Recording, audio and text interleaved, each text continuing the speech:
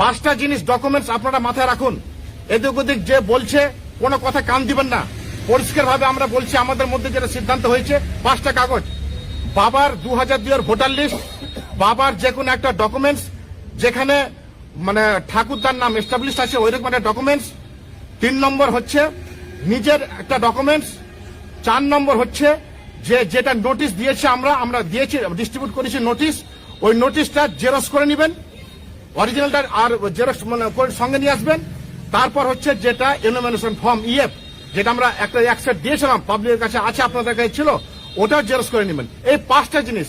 আর কি লাগবে না লাগবে এদিক ওদিক কাউকে জিজ্ঞেস করার দরকার নেই, কনফিউশনে পড়ার কোনো দরকার নেই। এই ছোট্ট আমি এই 5টা জিনিস আপনারা নিয়ে আসবেন। আর হিয়ারিং এর সময় বেশি লাগছে না, কিন্তু আমাদের দাবি একটা গুরুত্বপূর্ণ দাবি। সুপ্রিম কোর্টের নির্দেশ দেওয়া সত্ত্বেও সুতি 2 ব্লকের বিডিও সাহেব এবং ইআরও সাহেব কি জন্য গড়িমসে খেলছেন, কি জন্য মানসিক ভাবে যন্ত্রণা সহ্য করতে হচ্ছে আমাদের বিএলওদের এবং পাবলিক ও আম জনতার। তো সকলকে বলছি যে সকলকে আর একটা বার্তা দিতে চাই, গুরুত্বপূর্ণ বার্তা দিতে চাই যে এই দাবিও কিন্তু আমাদের মানতে হবে। এই দাবি যদি না মানা হয় তাহলে কিন্তু আমরা বৃহত্তর একটা আন্দোলনের আমরা কর্মসূচি গ্রহণ করব।